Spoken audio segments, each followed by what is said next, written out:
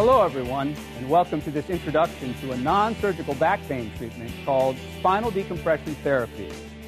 For many years now, those suffering from chronic lower back pain have been told they have only three basic options.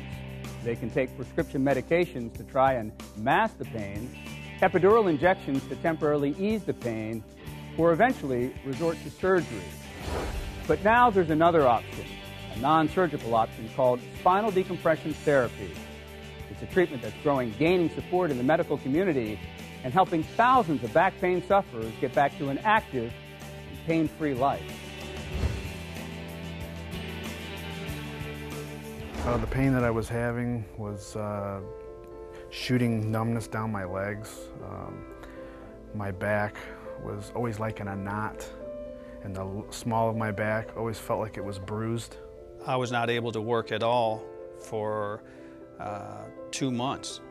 There was nothing I could do. I would go back to work on a light duty position, but even a light duty sitting in a chair doing menial work, after about 2 days, it would cripple me up again to where I couldn't even do that. In between my second and my third spine surgery, literally, I shallow breathed, lying in bed with ice packs surrounding my back, eating Vicodin like it was M&M candy, waiting for my neurosurgeon who lived locally to get back in town so he could, again, do another back surgery. I thought I was going to die.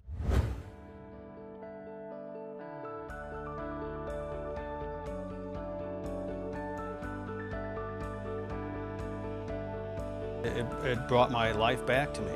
All the things I was doing before, playing with the grandchildren, playing with my children, is all back. I can do things with them, lifting them, rolling around with them, chasing them, playing with them. All those things came back without limitations. At the end of the day, when I got up off the table to go home, I could actually feel my body starting to mend. Mentally, it is such a great release that I can not have to worry about where the meals and the bills are going to get paid. I can go to work, do my job, come home, and I feel great. It was just a miracle to me. Now I'm able to water ski, as you know. I'm able to horseback ride. I'm able to play with my grandchildren.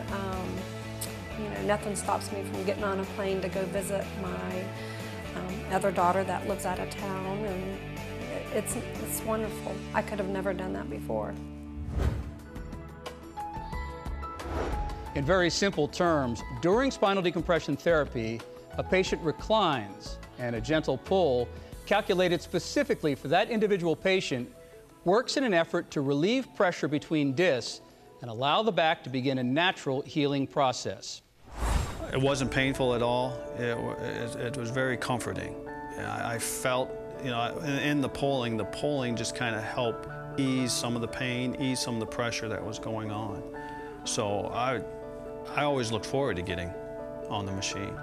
After the treatment, I really missed coming and being treated like I was at a spa. The treatment was very comfortable and it was very relaxing. At the end of some of the treatments, you felt like you had been through a good workout, like you had gone to the gym and worked out. So who is a candidate for this procedure? Well, the literature on spinal decompression therapy says it can provide relief for herniated discs, degenerative discs, sciatica, general lower back pain, and even failed back surgery. In my research for this report, I interviewed well over 200 patients, including patients with each one of those conditions. And I heard story after story that convinced me that anyone suffering from back pain should at least explore spinal decompression therapy before deciding on a treatment. Here's a case in point. I was not able to do a lot of things. I mean, simple. Walking, standing, sitting, it didn't matter what I was doing. It was just very, very painful. I mean, on a scale of 1 to 10, I would say I was always up between an 8 to a 10. The first orthopedic specialist that I saw when my MRI results came back, first thing he said, the only option I had was to do surgery and to get the disc out, and they wanted to do a fusion on me, and I didn't know any better. I thought that that's what needed to get done, but after talking to other people, they recommended I get other opinions. I went to 2 other specialists and they both said the same thing. They even went to say that if the longer I was waiting, that there could be possible damage to my bladder and bowel nerves, which would lose total control of that. I mean, and that was very scary for me. I'm 30 years old. I mean, to think that that could possibly happen and they're telling me surgery is my only option. I mean, here I'm like, I'm on a time limit. I'm not sure what I want to do. I didn't know what to expect, you know.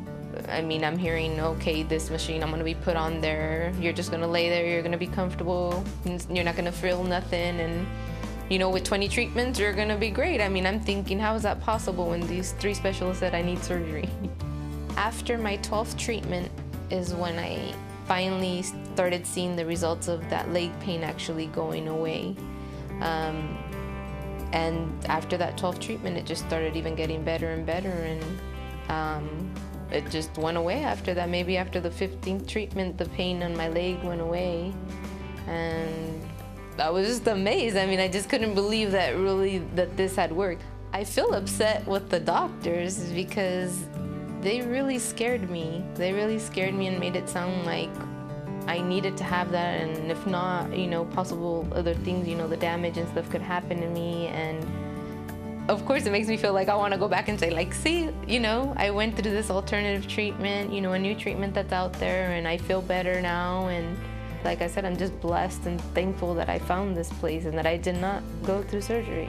I would not be where I'm at right now if I would have been through surgery. I probably still would have been bed resting or embrace or, you know, not be functioning the way I am right now in my life.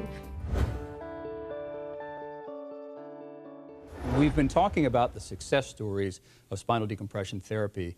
Let's talk about the science behind it and exactly how it works. Before we talk about the science behind it, let's review the anatomy of what we're trying to fix. This is a picture of your lower back. The lower back has bones, which are called vertebrae. They have discs, which separate the space between the bones, and they have nerves. The disc is like a jelly donut. When you put too much pressure on it, the jelly squirts out. When it does that, it can touch the nerve and cause pain in the back, in the lower back, or down your legs. The object or the science behind spinal decompression is to be able to take the disc that's affected and relieve the pressure on that disc by gently distracting the 2 bones, the one on the top, the one on the bottom, creating a negative pressure inside that disc and allowing for the jelly to go back in its place. Now, I know talking to people around the country, they'd say, well, this is kind of a rack and it's going to pull me and that's going to hurt. Now, I know for me it was a very comfortable experience. What is the comfort level for the majority of your patients? My patients, when they come in, are a little apprehensive the first time that they get on the machine. Once they get on it, they all react the same way. There is an immediate sense of relief once the machine starts to pull, and they look at you and go, my pain's gone. After that, it's just a matter of they get comfortable with it, and the majority of them sleep through the procedure. I want to make it very clear that this is not some type of miracle. This is science technology. It is giving a number of people great hope, but it is not a miracle, and some people still do need surgery. Miracles do not have an explanation. We have solid scientific explanation for what we're doing with spinal decompression, and it does work. Not every patient is going to be a candidate for decompression. There are going to be a very small percentage of patients who need surgery, but for the vast majority, decompression does work. As any expert will tell you, when it comes to your health, you should explore all options. And when it comes to back pain, many doctors will tell you that non-invasive spinal decompression therapy is the logical, conservative first step before committing to prescription medications, epidurals, and certainly before surgery. If you're suffering from chronic back pain, I encourage you to talk to your doctor, do the basic research, and see if you're a candidate for this emerging treatment. It's helped thousands of people find relief from back pain and get back to an active and healthy life. And it could change your life too.